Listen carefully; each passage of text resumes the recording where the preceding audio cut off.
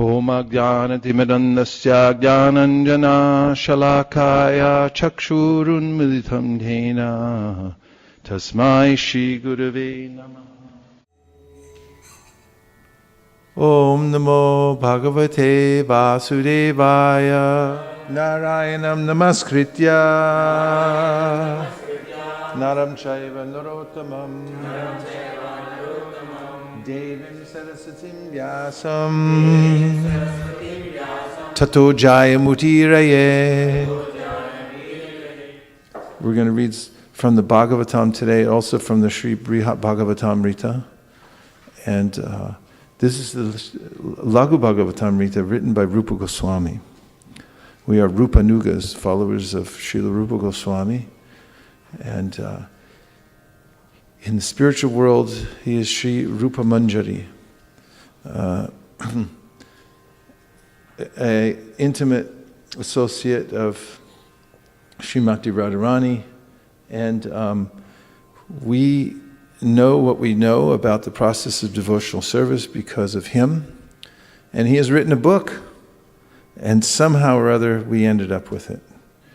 Bound and beautifully illustrated and meticulously edited by the BBT, namely Gopi Paranadhana Prabhu, posthumously because recently, very tragically, he passed away, but he had already finished the translation and then continued by another Prabhupada disciple, Mukunda Datta Prabhu, and company.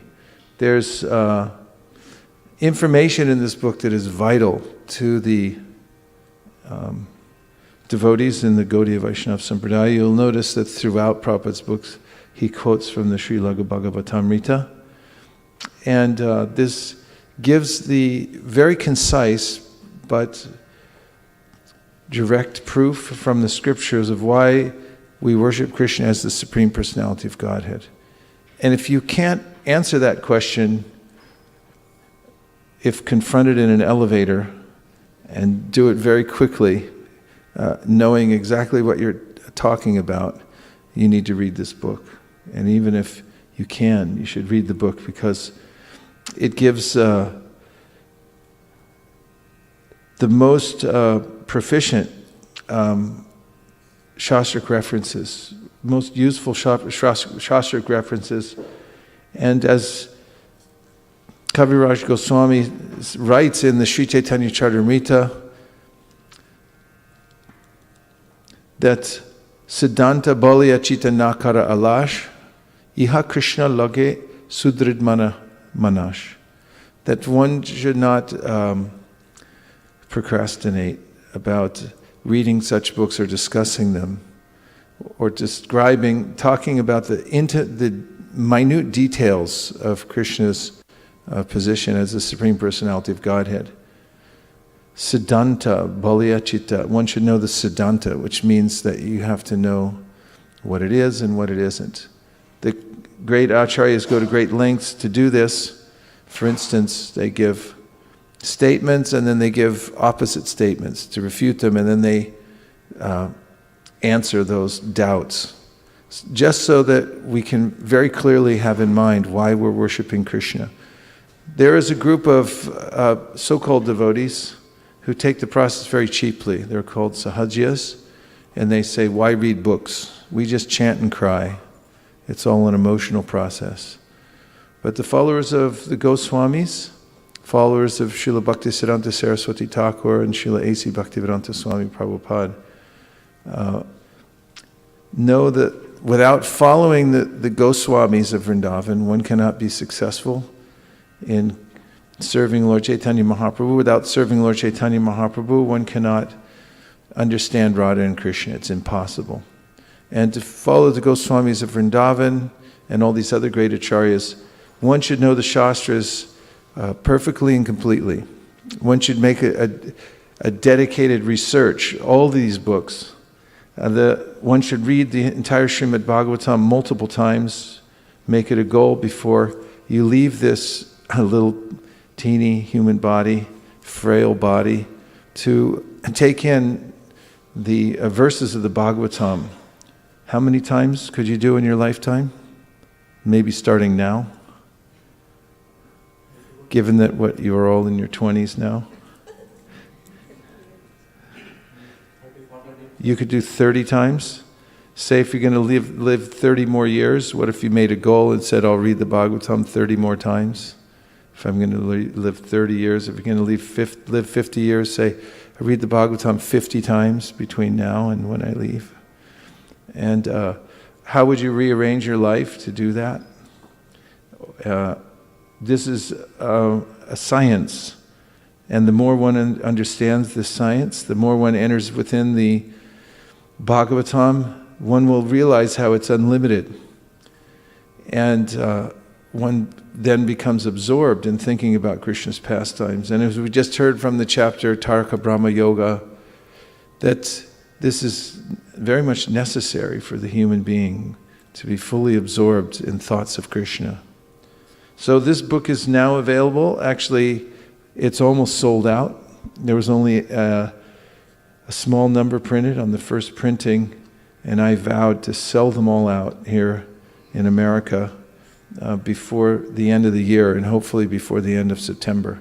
So there's just a couple hundred copies left out of the 900 we received. So here's a few of them left. They're, for those who are ordering at home, they're $20. Is that correct? Okay. And if you're buying in quantity by the case lot, call us and we'll talk. Because it's nice, you can get them at a wholesale price, and then you can distribute them in your community and so forth. It's a worshipable book because it's written by Rupa Goswami, so it's important to have and keep and respect. And at the very least, if you're still finishing your Bhagavatam and all the other books that Srila Prabhupada wrote, then at least when you come across a Laghu Bhagavatamrita quote in his books, which you will frequently, you should look it up, cross-reference it. Get used to cross-referencing all these things, because that way you get an idea of how they all fit together and that they actually exist. It's not just some concept. It's actually a book written by an acharya who comes from the spiritual world. And knowing those kinds of things is very important for our practice of devotional service. It gives us determination. Siddhanta bolaya chitana kara alash iha hoite Krishna lage sudrid manash. Sudrid manash means the mind becomes sudrida, means it becomes fixed serving Krishna. That's happiness. Vyavasayatmika buddhir eke hakunanandana, fixed on one thing, and that is serving Krishna. Tasmad ekena manasa bhagavan sattvatam patihi shrotavya kirtitavyascha dhyaya pujascha nityada. With one pointed attention, one should hear about, remember, worship the personality of Godhead, who is the master of the devotees. Swayambhu jaksha kila sattvadamni samadhina veshita chetasayake. This verse also, for the prayers by the demigods to Krishna within the womb, says that one should be in samadhi on Krishna. And being in samadhi on the Srimad Bhagavatam, the Bhagavad Gita and so forth, having it be one's life and soul, one's very breath, is, in other words, we should wake up with it, we should go to sleep with it, we should be breathing Bhagavatam all day long, verses coming in and out, in the ears, into the heart, speaking the verses constantly and thinking about them. And we should be discussing Krishna's pastimes in minute detail whenever the opportunity arises. Be in the association of devotees that are eager to hear about Krishna. And by such a practice, gradually, one becomes attracted to the pastimes of Krishna, which is the same as becoming attracted to Krishna. And this is why the Bhagavatam has come to us, to give us this opportunity to become attracted to the pastimes of Krishna. And in that way, as Krishna says in the Gita, Janma karma chame divyam evam yo veti tattvata tyakva deham punarjanma naite mam eti soarjuna. Interestingly, he says tattvata, you should know in truth, which means that you have to know the tattva and the siddhanta. You have to know clearly how all this fits together. So,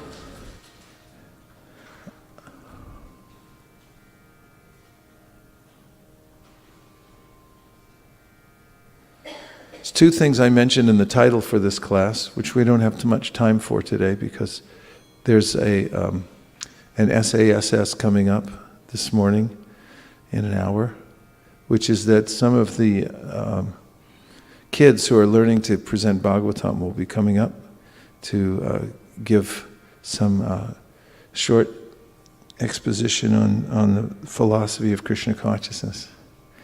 And so I mentioned in the title that there are two things that you can do in the material world that you can't do in the spiritual world. One of them is preach Krishna consciousness. Because in the spiritual world, who are you going to preach to? And the other is killing demons. Actually, as far as killing demons, Krishna does that. And although Prabhupada said several times that we should kill demons, he then quickly gave the caveat that that means that we should kill their demoniac spirit. Because in Kali Yuga, practically everyone is infected with this demoniac spirit, having received misinformation about the origin of the world, of their very self, and so forth, and having heard very little about the Supreme Personality of Godhead or the purpose of life. We can kill the demoniac spirit in the world by teaching Krishna consciousness. So, a couple things about teaching Krishna consciousness and how important it is. One point is that in the prayers by the personified Vedas, the Vedas personified say that the most wonderful of all of Krishna's pastimes, do you know what it is? What do they say is the most wonderful of all of Krishna's pastimes? Vrindavan pastimes, Giriraj, anybody else? Lifting Govardhan Hill, anyone else? What? Makanchor? They say the most wonderful of all Krishna's pastimes is coming to the material world to save the conditioned souls. And that's his pastime in the material world, Shrishti Lila. He creates the world to give an opportunity for the conditioned souls to come back home, back to Godhead. What an opportunity that is for those who have come in contact with Sri Chaitanya Mahaprabhu.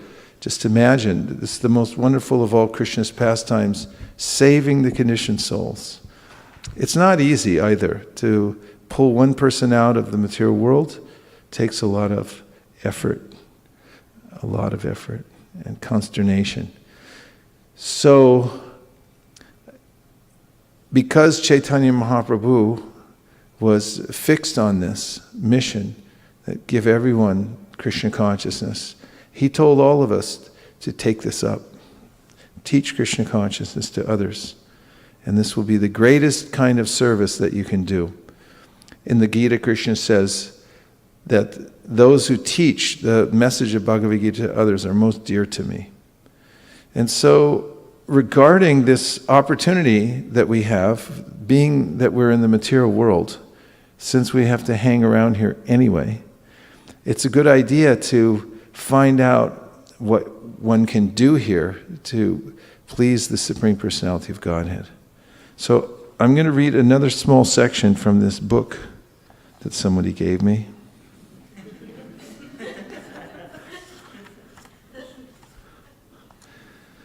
And the book's called Our Family Business, which refers to the family business of teaching Krishna consciousness to others. And there's a chapter in this book called Confidential Service. I read the last section of it the other day in relationship, or yesterday morning, in relationship to how it is that Sri Chaitanya Mahaprabhu's mission of spreading Krishna consciousness is in the mood of the gopis, as Prabhupada confirmed. Since it was Radhashtami, I thought it would be appropriate to talk about that. And now I'm going to read the first part of the chapter, which talks about how important this kind of service is and how it's pleasing to Krishna. And keeping in mind the context, and that is that this is something you can do in the material world a lot. In spiritual world, it's not so much available. Chapter 12, Confidential Service.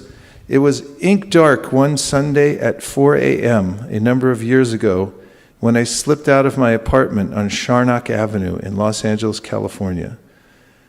I was walking to Mangalartik. 3 blocks from the temple, I turned onto Vaisesika Avenue, and a group of revelers in a white SUV slowed down to check me out. As I looked up, my gaze caught one of theirs, and we both shrugged as if to say, "What are you doing up at this time in the morning?" Freshly bathed, having just applied tilak, I felt invigorated. I was starting my day. The merrymakers, on the other hand, were rumpled, blurry-eyed, and on their way home from the LA bar scene, winding up what looked like a long Saturday night. In a few minutes, I would enter the effulgent atmosphere of Sri Sri Rukmini Dwarkadish's temple and sing and dance in ecstasy with their devotees. The carousers, like millions of others Los Angelinos, however, would be falling into bed, probably sleeping past noon and waking up to the sound of afternoon television. This encounter brought to mind Krishna's words in the Gita 269, "What is night for all beings is the time of awakening for the self-controlled, and the time of awakening for all beings is night for the introspective sage." Thankfully, Srila Prabhupada in his transcendental books had introduced me to Lord Chaitanya's teachings and the process of pure devotional service, and I was awake and living on the light side of the night. This is the beauty of Lord Chaitanya's movement. Although Kali Yuga is infamous for obscuring the light of Dharma, the confidential devotees of Mahaprabhu are never bewildered. Rather, they celebrate the arrival of this dark age because it heralds the appearance of the golden avatar, Lord Chaitanya, by whose merciful light even the downtrodden can take to the process of pure devotional service to Lord Krishna, the King of Vrindavan. Prabodhananda Saraswati writes, "I pray that the splendid moonlight of Lord Chaitanya Chandra, which dispels the darkness in the hearts of the entire world, which stirs tidal waves in the nectar ocean of pure love of Krishna, and which instills coolness in a universe burning day and night in the threefold miseries of material existence, may shine in our hearts." In this chapter, I list the reasons why those who distribute Srila Prabhupada's transcendental books stand in the light and shine that light into the dark for the benefit of others. This act constitutes confidential service to Lord Chaitanya Mahaprabhu, a service that brings satisfaction to the self and takes one back to the topmost planet in the spiritual world, Goloka Vrindavan. Srila Prabhupada confirms the liberated status of those who spread the Sankirtan movement in his purport to Sri Chaitanya Charitamrita Madhya Lila 1189. Quote, "One should not think that because Sri Chaitanya Mahaprabhu was personally present 500 years ago, only his associates were liberated. Rather, Srila Narottam Das Thakur says that anyone is a Nitya Siddha if he acts on behalf of Sri Chaitanya Mahaprabhu by spreading the glories of the holy name of the Lord. We should respect those devotees preaching the glories of the Lord as Nitya Siddha and should not consider them conditioned." Unquote. This is service. The word confidential comes from the Latin for trusted. The following verse, an excerpt from a conversation between Lord Chaitanya and his intimate associate, Haridas Thakur, and Srila Prabhupada's purport to it, elaborate on how a person becomes a deeply trusted servant of Lord Chaitanya by reaching out to save fallen souls. Quote, "My dear Lord, do not be in anxiety. Do not be unhappy to see the condition of the Yavanas in material existence." Purport. These words of Haridas Thakur are just befitting a devotee who has dedicated his life and soul to the service of the Lord. When the Lord is unhappy because of the condition of the fallen souls, the devotee consoles him, saying, "My dear Lord, do not be in anxiety." This is service. Everyone should adopt the cause of Sri Chaitanya Mahaprabhu and try to relieve him from the anxiety he feels. This is actually service to the Lord. One who tries to relieve Sri Chaitanya Mahaprabhu's anxiety for the fallen souls is certainly a most dear and confidential devotee of the Lord. So Sri Chaitanya Mahaprabhu's devotees serve him best by spreading the Sankirtan movement in order to uplift the poor conditioned souls who have fallen into the material world. Srila Prabhupada writes, "As a good son of the Father behaves in a friendly way with all his other brothers, so also the devotee of the Lord, being a good son of the Supreme Father, Lord Krishna, sees all other living beings in relation with the Supreme Father. He tries to bring back the upstart sons and the Father of the Father to a saner stage and to get them to accept the supreme fatherhood of God." Unquote. Why is this considered intimate service? Because it relieves the anxiety the Lord feels seeing the conditioned souls suffering in material existence. In the Srimad Bhagavatam 4.11.14, Swayambhuva Manu confirms in a statement to Dhruva Maharaj the power of satisfying the Lord. Quote, "One who actually satisfies the Supreme Personality of Godhead during one's lifetime becomes liberated from the gross and subtle material conditions. Thus, being freed from all material modes of nature, he achieves unlimited spiritual bliss." Unquote. Become an intimate friend. Krishna reciprocates with the sincere service of his devotee, and an intimate friendship blossoms between the two. In his purport to Bhagavad Gita 9.29, Srila Prabhupada explains how this friendship develops. Quote, "One may question here that if Krishna is equal to everyone and no one is his special friend, then why does he take a special interest in the devotees who are always engaged in his transcendental service? But this is not discrimination, it is natural. Any man in this material world may be very charitably disposed, yet he has a special interest in his own children. The Lord claims that every living entity in whatever form is his son, and so he provides everyone with a generous supply of the necessities of life. He is just like a cloud which pours rain all over, regardless of whether it falls on rock or land or water. But for his devotees, he gives specific attention. Such devotees are mentioned here. They are always in Krishna consciousness, and therefore they are always transcendentally situated in Krishna. The very phrase Krishna consciousness suggests that those who are in such consciousness are living transcendentalists situated in him. The Lord says here distinctly, "Mai te," they are in me. Naturally, as a result, the Lord is also in them. This is reciprocal. This also explains the words, "Ye yata mam prapatyante tams tataiva bhajamyaham." Whoever surrenders unto me, proportionately I take care of him. This transcendental reciprocation exists because both the Lord and the devotees are conscious. Unquote. In the Nectar of Devotion, page 96, Srila Prabhupada describes two ways in which a devotee becomes an intimate friend of the Lord.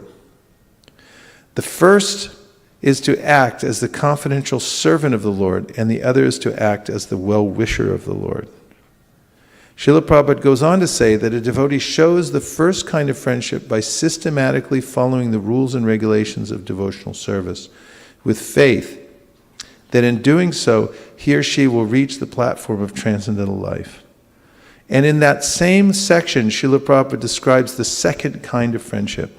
Quote, "The second display of devotional friendship, becoming a well-wisher of the Supreme Personality of Godhead, is attained by those who teach Krishna's confidential message of devotional service to others." Unquote. The act of distributing Srila Prabhupada's books brings Krishna's message to others, an act that Krishna says in the Gita is most pleasing to him. In the purport to Srimad Bhagavatam 9.4.64, Srila Prabhupada again explains how one who spreads the Sankirtan movement becomes a confidential servant of the Lord. Quote, "The Supreme Personality of Godhead is self-sufficient. But to enjoy his transcendental bliss, he requires the cooperation of his devotees. In Vrindavan, for example, although Lord Krishna is full in himself, he wants the cooperation of his devotees, like the cowherd boys and the gopis, to increase his transcendental bliss. Such pure devotees who can increase the pleasure potency of the Supreme Personality of Godhead are certainly most dear to him. Not only does the Supreme Personality of Godhead enjoy the company of his devotees, but because he is unlimited, he wants to increase his devotees unlimitedly. Thus, he descends to the material world to induce the non-devotees and rebellious living entities to return home back to Godhead. He requests them to surrender unto him because, unlimited as he is, he wants to increase his devotees unlimitedly. The Krishna consciousness movement is an attempt to increase the number of pure devotees of the Supreme Lord more and more. It is certain that a devotee who helps in this endeavor to satisfy the Supreme Personality of Godhead becomes indirectly a controller of the Supreme Lord. Although the Supreme Lord is full in six opulences, he does not feel transcendental bliss without his devotees.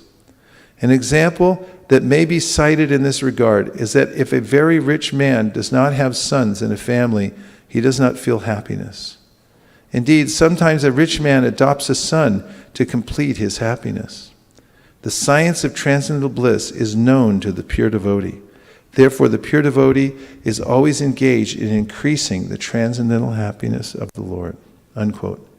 By engaging in the confidential service of book distribution, the distributors attract Krishna's grace and are constantly enlivened by his friendly reciprocation. Transcendental anxiety.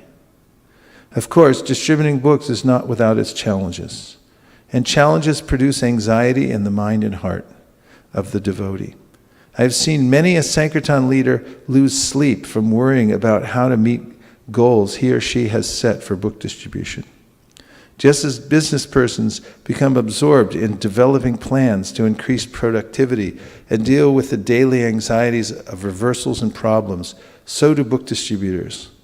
This anxiety, purified of selfish motives, deepens one's intimate relationship with the Lord. The Bhakti Ratnakar describes the angst Srinivas, Narottam, and Shyamananda felt after they discovered that the Goswamis' precious books they had been entrusted to distribute in Bengal had been stolen. But the transcendental anxiety from the mishap empowered them to understand what steps to take in order to retrieve their sacred literature, their sacred treasure. Srila Prabhupada confirms this truth in a room conversation dated April 26, 1976. Guru Kripa. So, some people say that when I go on Sankirtan to sell books, I become in too much anxiety if I'm not doing well, so I'd rather not do it. Prabhupada, no, that is Krishna anxiety. He does not know. Let him know that that is Krishna anxiety. Yashoda, Mother Yashoda, became mother of Krishna so that she should always remain in anxiety for Krishna, whether Krishna is safe. That is mother's anxiety. Therefore, she became mother. How to become in Krishna anxiety, this philosophy nobody knows. Unquote. Whatever a devotee's service, the greater the personal responsibility he or she feels to advance the Sankirtan movement, the deeper the transcendental anxiety he or she develops. Devotees who know this secret voluntarily tie themselves to Mahaprabhu's lotus feet with the ropes of transcendental anxiety. Last section. Transcendental maneuvers. The devotees who have tied themselves most tightly to the Lord's lotus feet with the ropes of Krishna anxiety live in the spiritual world. In Sri Radhika Stava of the Stavamala, Srila Rupa Goswami explains the confidential nature of their service. There he says that Srimati Radharani, Krishna's dearest and most perfect devotee, is always anxious to make arrangements to bring others closer to Krishna. She is heavily laden with mercy, karuna bharite, and is restless to distribute that mercy everywhere. In teachings of Lord Chaitanya, Srila Prabhupada reveals Srimati Radharani's tender-hearted selflessness. Quote, although the associates of Radharani do not expect any personal attention from Krishna, Radharani is so pleased with them that she arranges individual meetings between Krishna and the damsels of Raj. Indeed, Radharani tries to unite her associates with Krishna by many transcendental maneuvers, and she takes more pleasure in these meetings than in her own meeting with Krishna. When Krishna sees that both Radharani and her associates are pleased by his association, he becomes more satisfied." Unquote. Srila Krishnadas Kaviraj Goswami states that in Kali Yuga, Radha and Krishna, although eternally two personalities, appear as one, Eka Atmanao. In that radiant golden form of Lord Chaitanya, Krishna takes on the mood of Srimati Radharani and gives the highest spiritual favors to everyone in a way that no other incarnation has ever done before. The Navadip Vrindavan link. In his commentary on the Sri Brahma Samhita 5.5, Srila Bhaktisiddhanta Saraswati elucidates the relationship between the servants of Lord Chaitanya and those of Radha and Krishna, and reveals that the forms of Lord Chaitanya and his intimate associates are, like those of Radha and Krishna, eternal in the spiritual realm. Quote, "The pure devotees following the devotees of Vraja and those following the pure devotees in Navadvip are located in the realm of Krishna and Gora, respectively. The identical devotees of Vraja and Navadvip simultaneously attain to the pleasures of service in the realm of Krishna and Gora." Srila Prabhupada showed this relationship between Lord Krishna's and Lord Chaitanya's pastimes graphically by commissioning one of his artists to paint the first illustration for his Sri Chaitanya Charitamrita. The work depicts Lord Chaitanya and his associates dancing in Sankirtan on the bottom half of the canvas, and Lord Krishna and the gopis in the rasa dance on the top half. When Lord Chaitanya comes to the material world, his associates from the spiritual world come with him to taste and distribute the fruits of pure love for Krishna to the world. Quote, "The internal devotees or potencies are all eternal associates in the pastimes of the Lord. Only with them does the Lord advent to propound the Sankirtan movement. Only with them does the Lord taste the mellow of conjugal love, and only with them does he distribute this love of God to the people in general. The recipients of these fruits who taste them and distribute them not only become confidential servants of Lord Chaitanya, they also come to understand the mystery of the most esoteric personal form of Godhead, Radha and Krishna." And then the next part is what I read already yesterday, which is called The Mood of the Gopis, and how preaching, especially I'm talking here about book distribution, is in that mood. And now we'll take some reflections. Anything that you heard so far, before I go on to killing demons.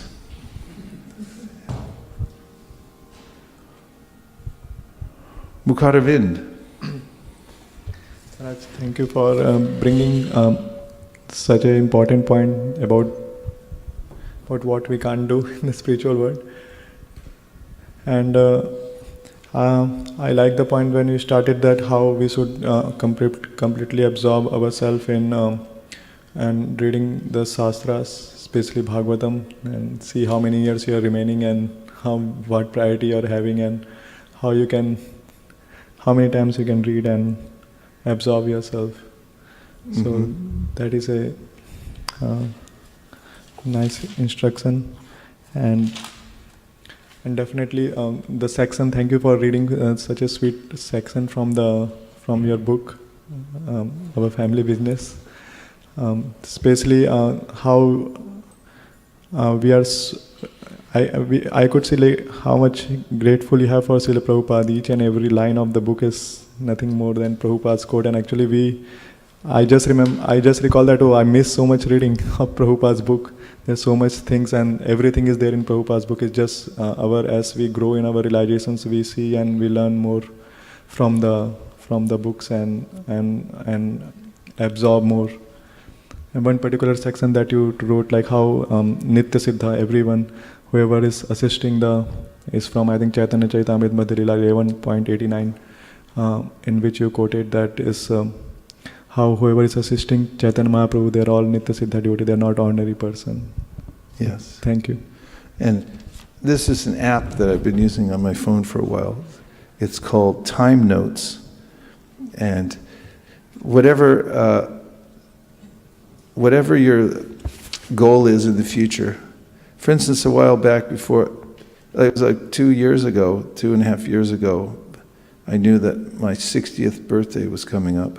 So I marked it down to see how many, I knew how many years, but days, weeks, months, seconds, and so forth. And then I was thinking that, how much can I accomplish between now and then? How could I actually improve myself? And started counting down, and all the other ones. And then it's interesting, once it passes the goal, then it starts going red, and it tells you how many days since you went over that mark. And watching this little device, this little app, and counting the time between various goals, before and after, makes me much more aware. If I could actually pinpoint when I had to leave my body, and I could put that in here, and say, oh, look, you only have so many days left, and you start counting them down, then by the law of forced efficiency, it starts saying, what's the most important? What kinds of activities should I be most enthusiastic about? And one of them that comes to mind is increasing the hearing, especially of Srimad Bhagavatam. There's not that many people, even on the planet these days, that have given a full study to the Srimad Bhagavatam and are really absorbed in it. And we have full permission to do that. Tasmad ekena manasa bhagavan sattvatambati. Why not? Why not you? Why not take the time to do that? Make a plan and see how can I become more absorbed in Srimad Bhagavatam. All the Prabhupada's purports are there, the full 12 cantos are there, all the commentaries of the acharyas are represented there, and see what happens. Yes? This is a comment from internet, from Malini Mataji, and she says, Hare Krishna Prabhu, thank you for reading this section of OFB. I like the section where the Sankirtan devotees are assisting Sri Chaitanya Mahaprabhu to relieve his anxiety. Also the part that there are two things we cannot do in the spiritual world, preaching and killing demons. We can satisfy our desire to preach as much as possible now, because the whole world is an opportunity for us to do that. Yeah, thank you very much. You see our whole stay here in the material world, now that we're connected with Sri Chaitanya Mahaprabhu, we can do something that even the residents in the spiritual world can't do, which is take full advantage of Chaitanya Mahaprabhu's order to preach Krishna consciousness. And simultaneously, we kill the demoniac spirit in the world.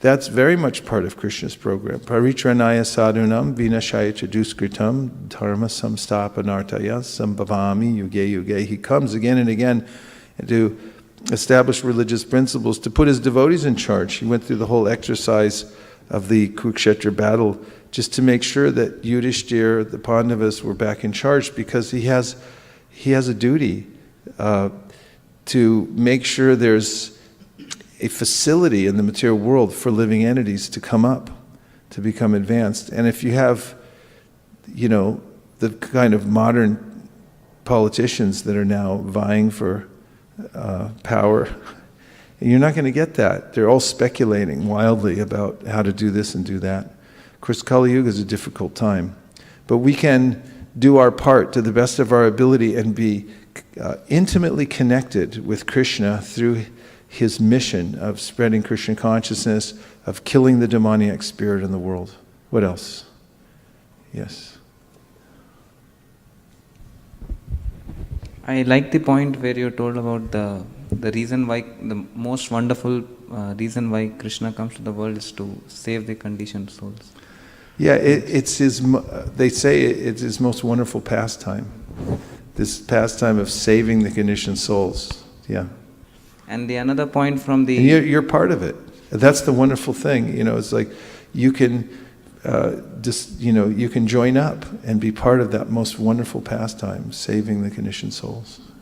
And another point which you read from the Nectar of Devotion at page 96, it says about the two friendships, the two ways which we can have friendship. One is by practicing and taking in the devotional service, and the other is by helping out the people. It's very relatable, isn't it? Sometimes when we talk about becoming a friend of Krishna, it seems like, well, seems like it's an impossible task. How to connect to that seems very far away. But Prabhupada puts it in such practical terms in that section. If you're following the rules and regulations that Krishna has given through the disciplic succession, you're friends with him.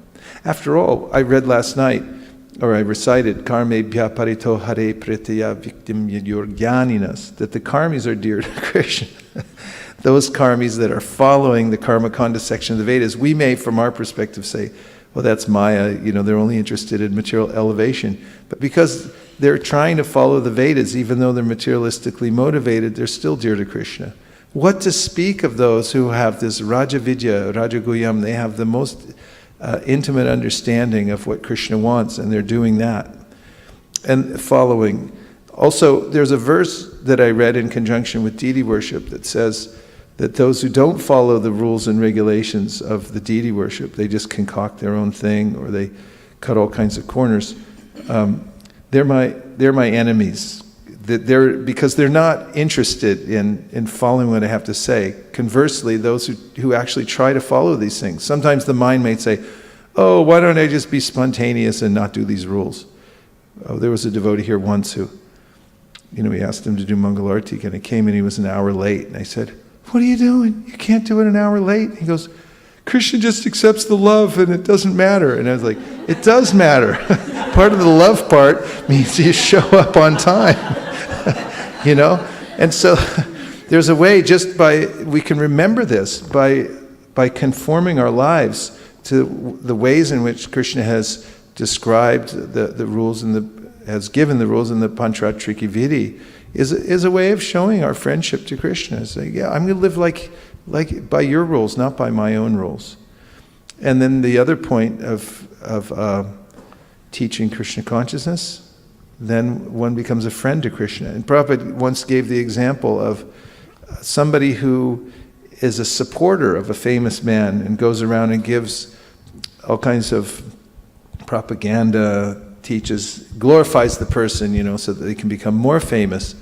Will not that person feel indebted? Will not that person extend his resources and say, he's with me, I'll take care of him, no problem. And Krishna is such a grateful personality, and he has unlimited resources.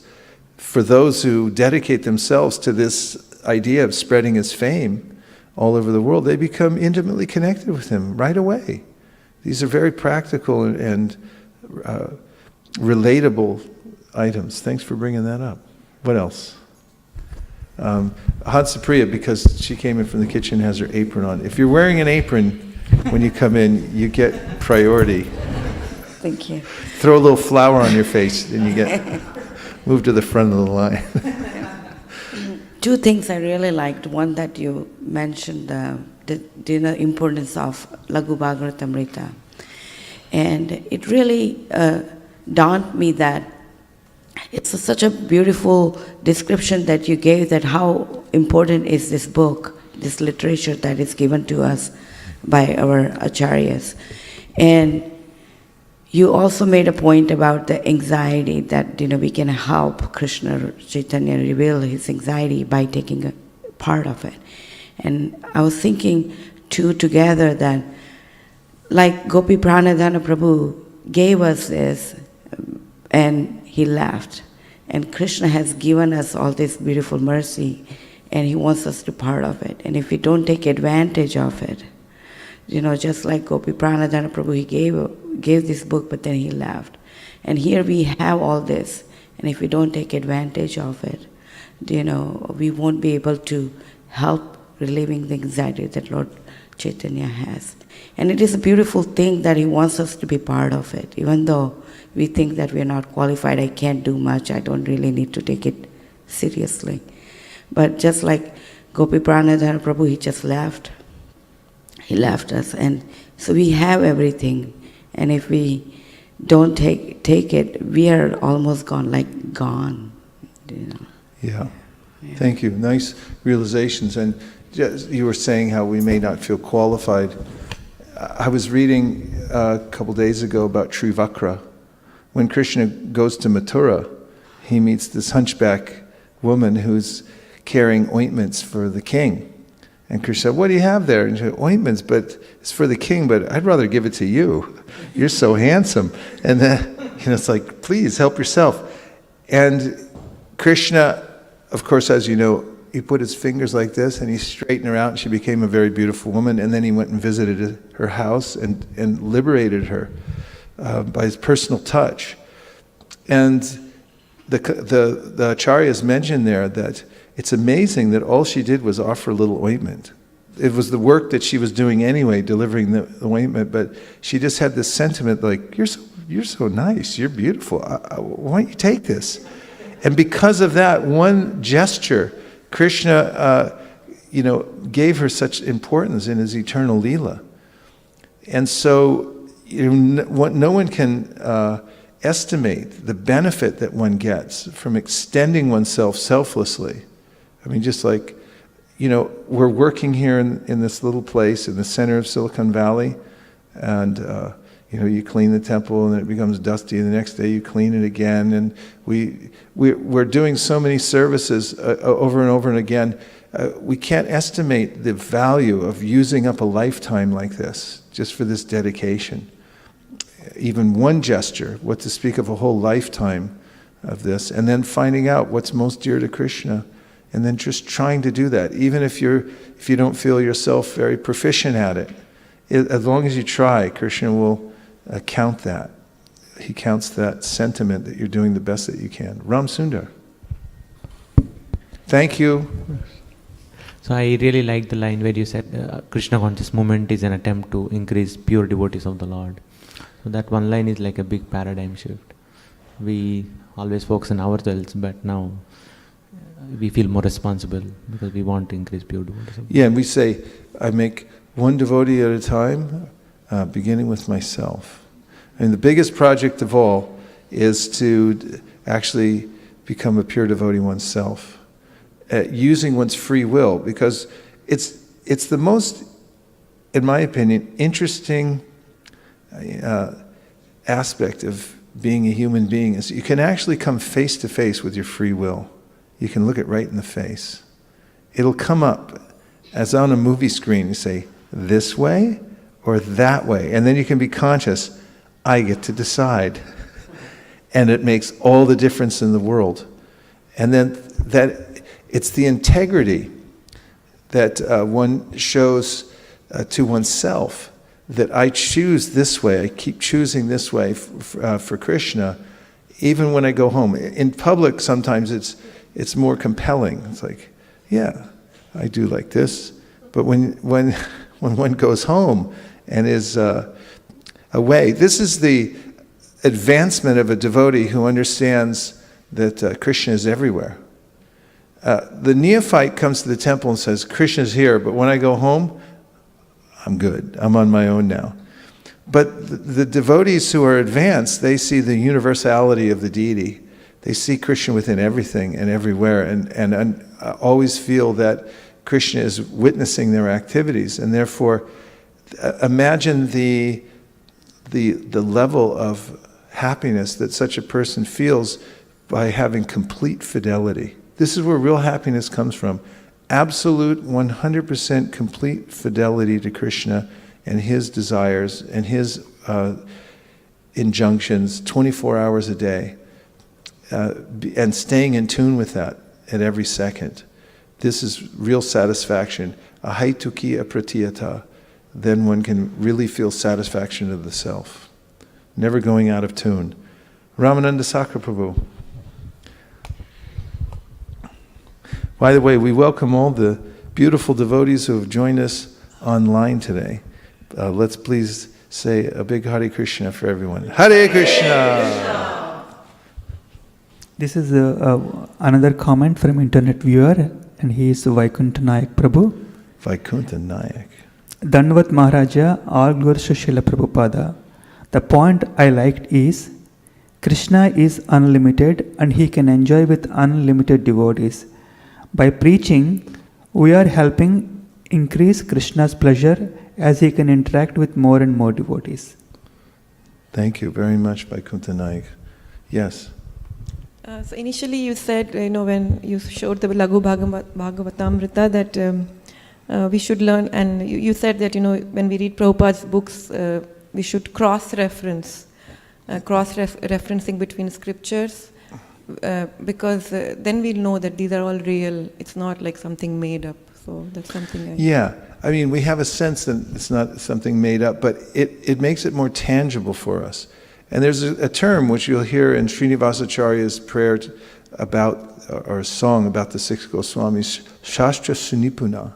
This is also in the Chaitanya Charitamrita, describing the Uttama Adhikari has this not only firm faith, but is also Shastra Sunipuna, which means that the person is a shastric genius of sorts, knows how it all fits together, and has surveyed the entire canon of Gaudiya Vaishnava literature in the context of our tradition, knows how they all fit, knows how they all point to the same place.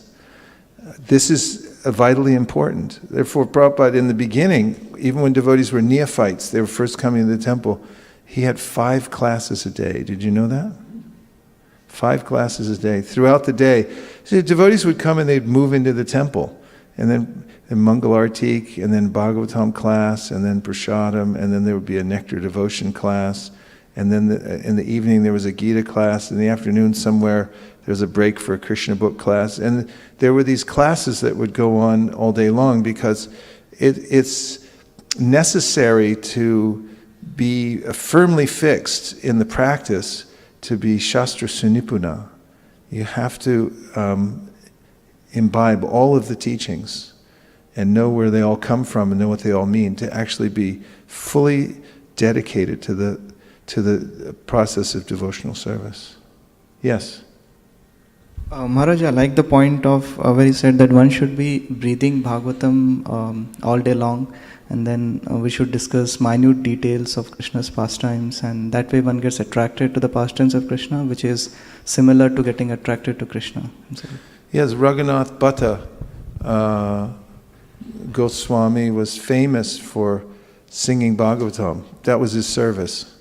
He could sing the Bhagavatam in 5 beautiful melodious tunes, and he would do that in the service of the devotees. He would always be reciting Bhagavatam, reading Bhagavatam. So that's a bona fide service that you can do. I talk a little bit about the difference between Goloka Vrindavan, Gokula Vrindavan. In Gokula Vrindavan, boy, you go through Krishna's pastimes in the 10th canto, and there's something so special about the Krishna's earthly pastimes, because in the earthly pastimes, first of all, his birth, is here. He takes birth apparently as the child of Vasudeva and Devaki, but then the acharyas say how he's actually born from Yashoda simultaneously. And when Vasudeva brings Vasudeva Krishna there, he merges into the body of Krishna and so forth. But there's a kind of feeling that Krishna is born in that village and that he belongs to everybody there. It's very special. And the demons, one after another, who come to the Vraj to kill Krishna, there's this constant tension and anxiety that we feel in the pastimes because Krishna's playing with his friends, and then these really scary kind of demons come in.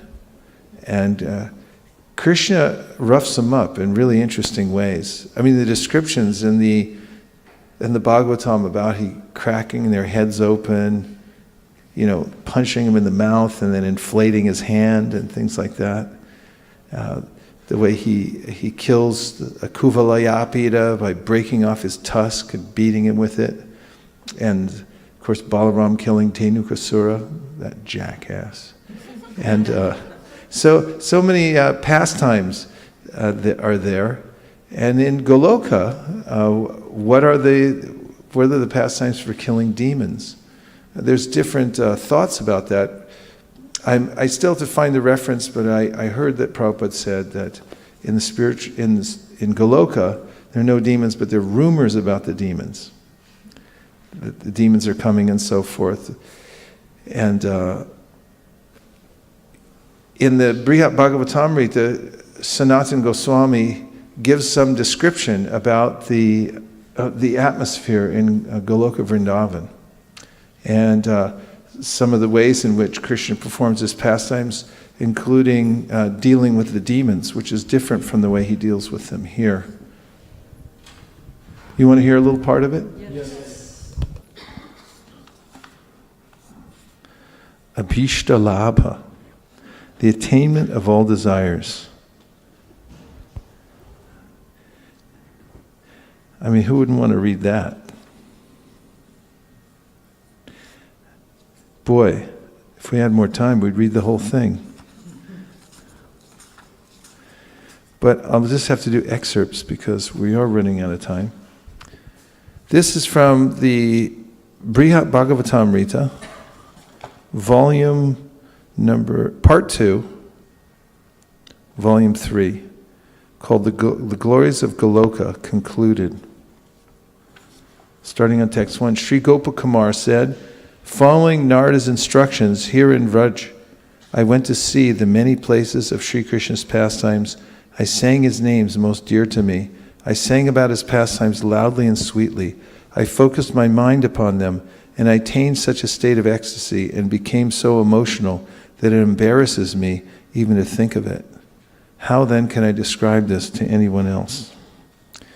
Commentary. In this 6th chapter, Gopakumar goes to Goloka and meets Sri Krishna.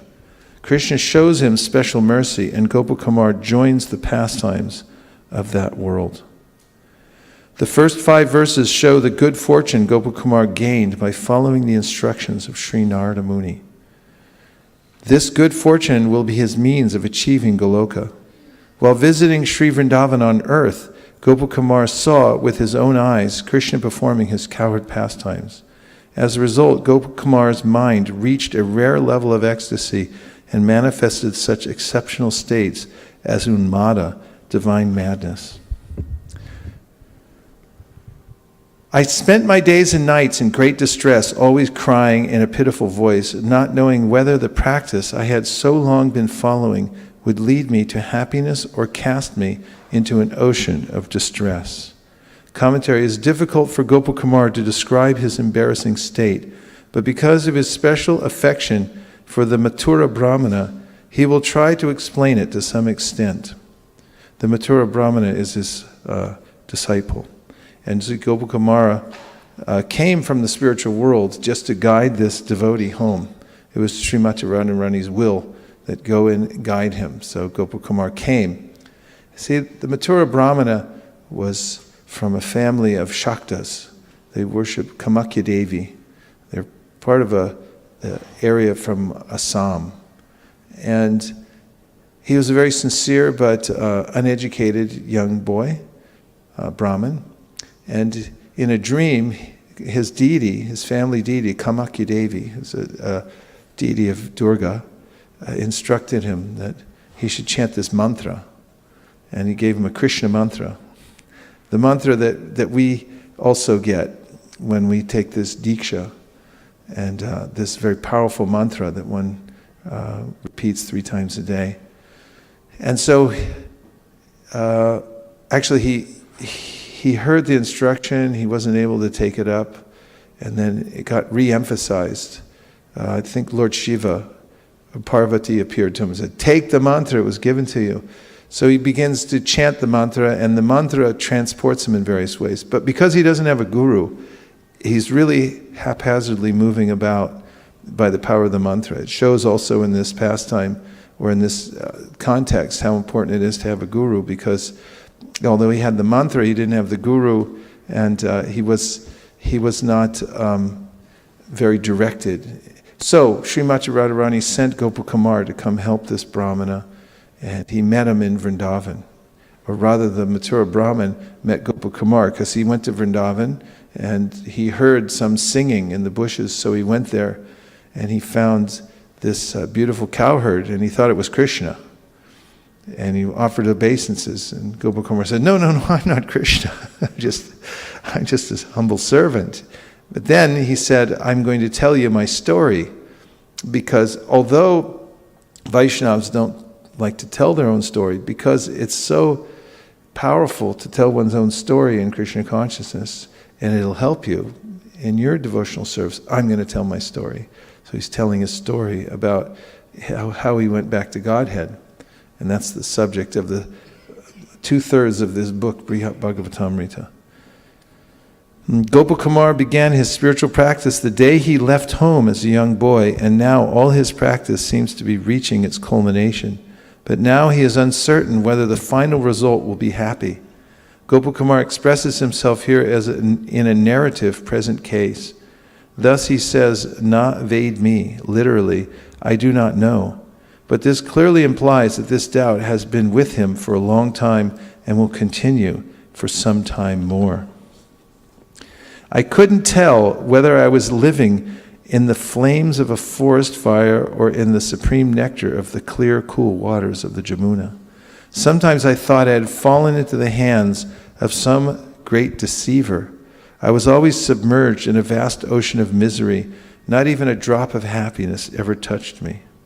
In such a way I lived in this grove, this most attractive ornament of Vrindavan, and one day while immersed in an ocean of weeping, I fell unconscious. Then the crest jewel of all who are merciful appeared before me.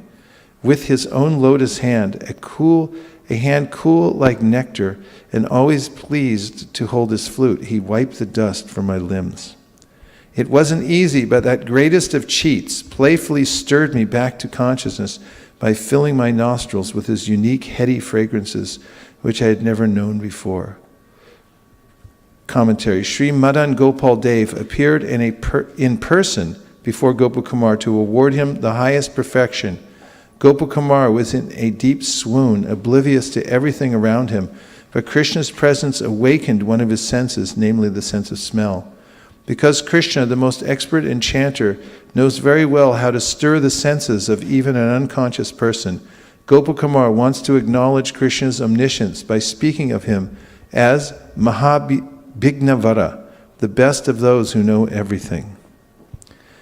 But the ecstasy of his love transforms that original idea, and it comes out from his mouth as Mahaduritavara, the greatest of cheats.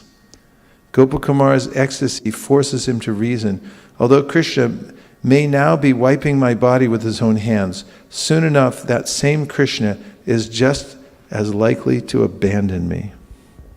Then, seeing his lotus face, I quickly stood up. Not knowing what I was doing, my heart filling with joy, I tried to catch hold of his splendid yellow cloth. That king of charming heroes blew his flute in his own playful way and escaped behind me.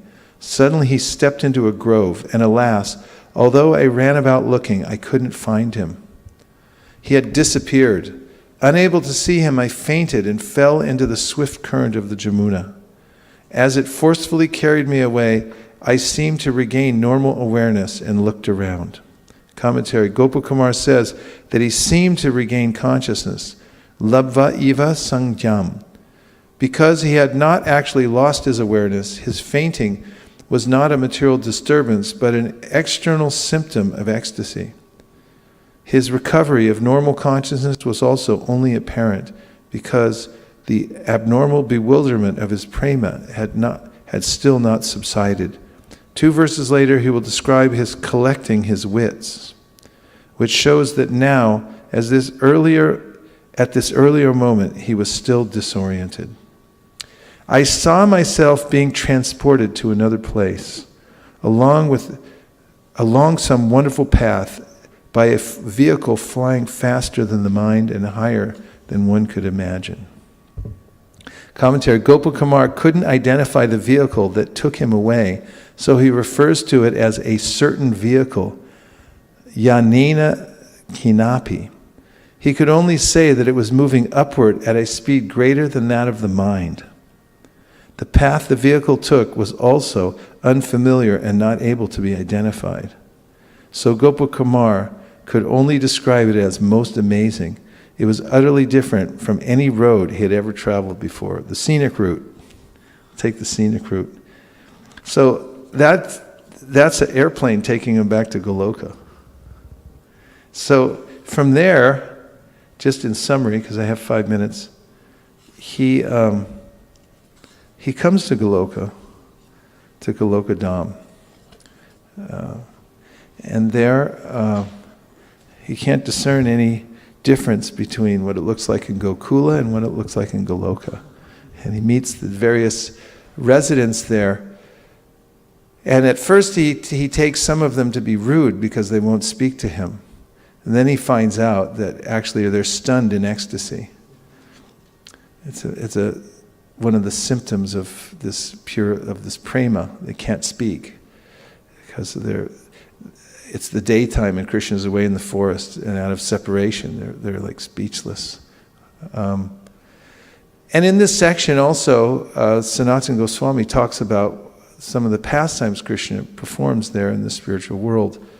And the pastime, for instance, of Kaliya and of Rishtasura and the bull demon, and Kaliya is the big snake and so forth. They're quite different in Goloka than they are in Gokula. Whereas it's mentioned he kills the Rishta, he slams him to the ground like a wet rag.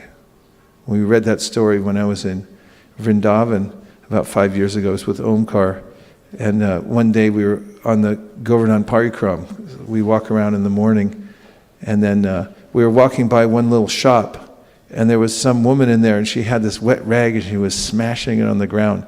And we had just read the pastime the night before. And so Omkar started laughing, and then it was sort of one of those moments with clairvoyance, I could understand why he was laughing, and we laughed for a long time. Still we laugh about that, just remembering how Arishta was killed like a wet rag. He was just smashed to the ground, and we saw the woman smashing the wet rag. But in any case, there in Goloka, Krishna will, he actually harnesses Arishta, and he uses him to plow fields and stuff like that. And for Keshi even, devotees ride on him. And sometimes Krishna takes Kaliya there, and he harnesses him and rides him like a horse. So the pastimes of killing the demons there are very much different than the ones we hear about here in Gokula Dham. So we're in a very fortunate situation. And also, speaking of that, as mentioned in this book, the way in which Gopakumar and also his disciple finally go back home, back to Godhead, is from that Gokula Dham. They go there and perform their kirtan, and from there they're transported back home, back to Godhead. So we've been given this opportunity to live in Gokula. One can live there physically or mentally, Chaitanya Mahaprabhu said. If you can't live there physically, which very few people can,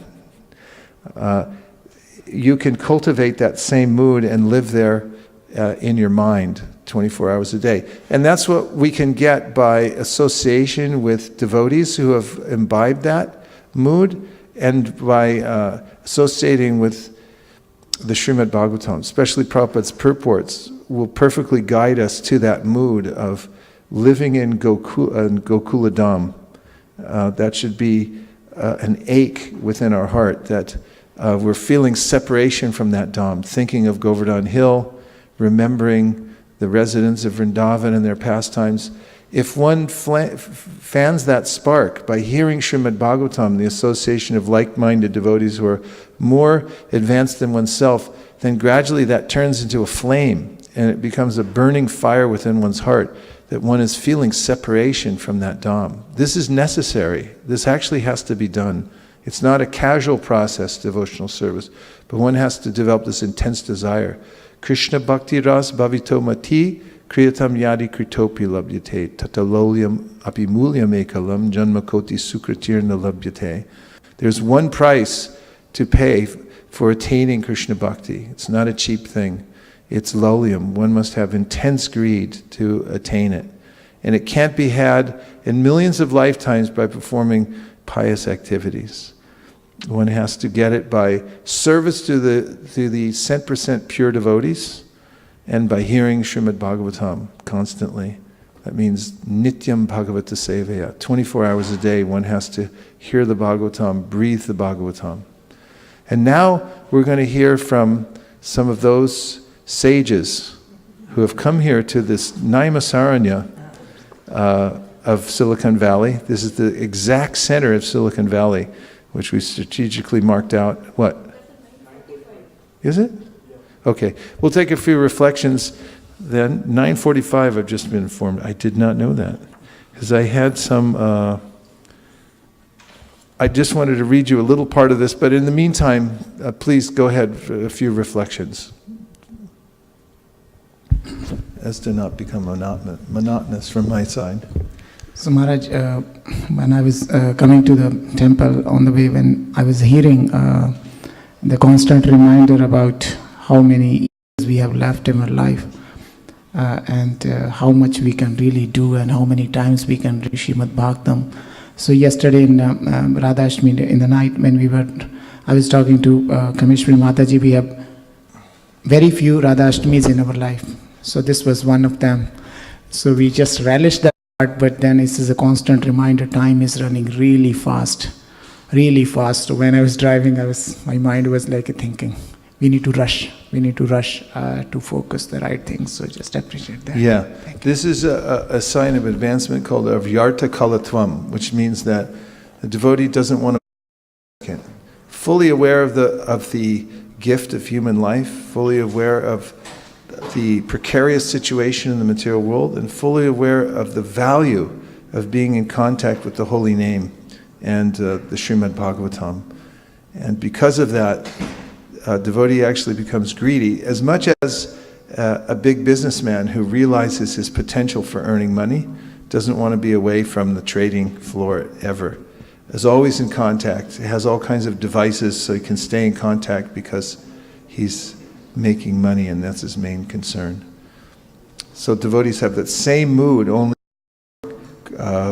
collecting the verses of the Bhagavatam and collecting how many Hare Krishna mantras can I finish today and in this lifetime. Yes? Hare Krishna Maharaj. Maharaj, I have a question actually. So, do spirit souls in spiritual world, do they have family like we have here? Yes. And you'll see it in Goloka. In Gokula, that families are there. Can I have that verse from the 10:14?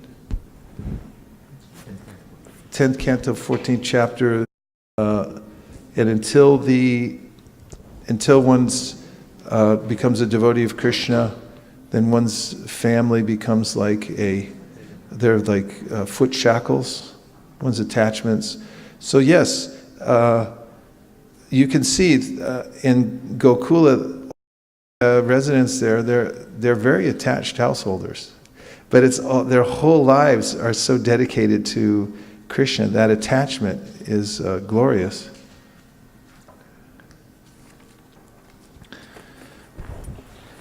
This is a verse from 10:14-36. Yastenas tavat kara graham tavan mohon gri nigado yavat Krishna natejanaha. My dear Lord Krishna, until people become your devotees, their material attachments and desires remain thieves, their homes remain prisons, and their affectionate feelings for their family members remain foot shackles. And you see there that there's Grahastas, they all have their paraphernalia also, and homes and things like that. But everything is fully connected to this prema. In fact, even it's mentioned in Vaikuntha how the residents there are flying on their airplanes, and they have their beautiful consorts. It's a more beautiful form you might see in the material world, but you say, but Prabhupada mentions, they're not attracted at all because of the overwhelming prema in their heart. So it's nothing impersonal. Everything that we see in this world is a reflection of the spiritual world. All the homes and gardens and relationships that the people have are there. But it's all in relationship to their service to Krishna. What else? Yes.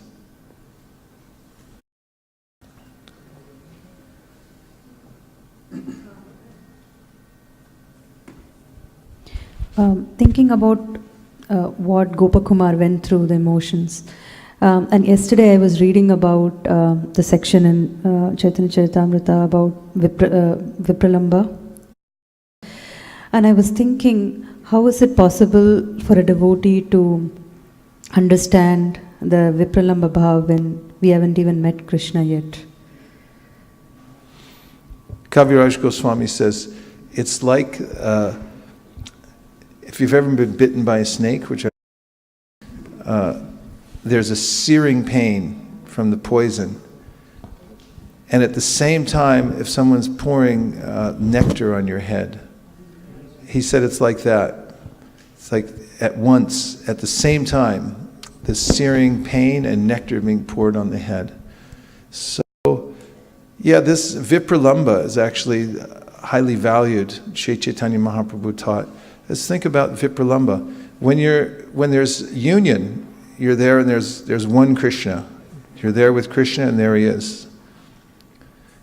When there's separation, the devotees see Krishna everywhere at all times because they're in so much separation. You notice the gopis when Krishna separates himself from them at the rasa dance and they're going through the forest and they're seeing Krishna within everything. They're talking to all the creepers and the trees and everything like that. And everything that happens, they say, oh, that's Krishna, this is Krishna, it's a sign from Krishna and so forth. Practically, this separation brings one closer to Krishna. It's paradoxical. But the feeling is, it's the highest kind of ecstasy, the highest kind of pleasure. It's not connected to the three modes of material nature, like ignorance and passion that one might have in this world. There's some semblance of the feelings we have in this world, but as described, imagine them without the inebrities that come with the emotions we have here. And so it's just pure pleasure.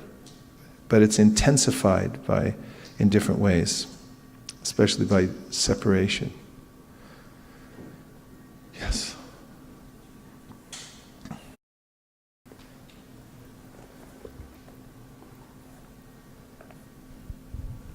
Prabhuji, yesterday you were mentioning about how the living entity will be fully satisfied if he pleases Krishna's senses rather than serving his own senses. So we do understand that we are practicing the Vaidehi Bhakti, it's following rules and regulations. But then many times when I see like I'm chanting or serving, I don't really feel that actually I please Krishna's senses. So is that mood has to be cultivated, Prabhuji, or it will come over the period of time by just doing it regularly? Well, we may not have a clear understanding of how we're pleasing Krishna's senses. Therefore, we have the spiritual master. Therefore, it's mentioned, Yasya prasada bhagavat prasado, Yasya prasada nagati kutopi. By pleasing the spiritual master, then one pleases Krishna. And if one doesn't please the spiritual master, one doesn't please Krishna. So there's a way in which Krishna appears to us. In fact, it's mentioned that the spiritual master in one's life is this special mercy incarnation of Krishna to give us this local access. Example, looking in a telescope. You go up to those large telescopes up on the hills, where they have observatories. They're gigantic. Have you seen the big ones? I mean, the large end is, I mean, it's bigger than these windows, the skylights, maybe twice. They're huge. And then the small end, it just fits your eye. You can just put your eye right here. And someone might look at the telescope and say, well, I want to look in the big end. Why do I have to look in the small end all the time? But actually, the Guru comes as a representative of Krishna, the small end. And there's a way in which Prabhupada says in the Nectar of Devotion is happening by Krishna's internal potency, that one gets this local guidance. And by attending to the order of the spiritual master, he said, any of my success, it's coming from this. He took that from the commentary of Srila Vishwanath Chakravarti Thakur, who says in the verse, Vyavasayatmika buddhir eki hakura nandana, that Krishna says one must fully fix one's mind without deviation on me. In the commentary, Vishwanath Chakravarti Thakur says this means fixing one's mind on the order of the spiritual master. So that order is a product of the internal potency, and if one attaches oneself to that and does one's level best throughout this life to take that up, then one, as Prabhupada writes in the second canto of Bhagavatam, comes, by this method one will come face to face with Krishna. So you can get that kind of feedback from your Shiksha, Diksha gurus and understand, how am I in devotional service? How am I pleasing Krishna's senses? I please my immediate authority. That's practical. Please my immediate authority. Their immediate authority is then connected up, and then you have this, okay, that's how I can understand. And as long as you're pleased, I'm happy. This is the mood of advanced devotees. Yes. Yes. I have some question, a silly question that sometimes... silly question. We give $100 for each silly question, but let me make sure I have the money here. Okay, go ahead. Maharaj, your life is wealth for us, real wealth. Sometimes like the practicing the topic you brought, that the thing that we can't do in the spiritual world, that two things. But sometimes some devotee says that, okay, if you don't a lot, what you will do in the spiritual world, because that things are only available to practice. So I was just trying to understand how... Well, we do have to get trained up. We do get trained up. Prabhupada mentioned that pujaris, what they're doing in this life, it just transfers to the spiritual world because you're just Krishna. And so those who are on their way to the spiritual world don't go directly to Goloka. They stop in a universe, in the material world where Krishna is performing his pastimes, and they're born into a family that's connected to Krishna.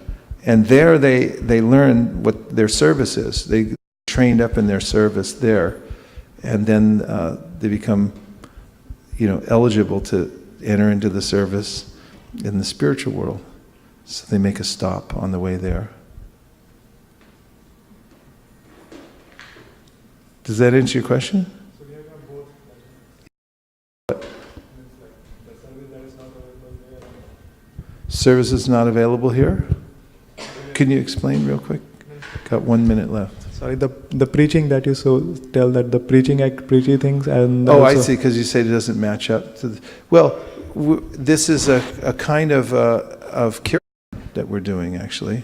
The preaching is a kind of kirtan. That goes on. It's just, it goes on in a slightly different way. And the way that we're performing it is just slightly different.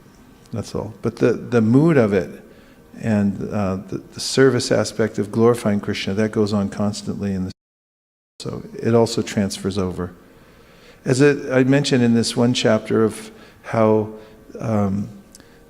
this preaching, book distribution, and so forth is, Prabhupada equated it with kirtan.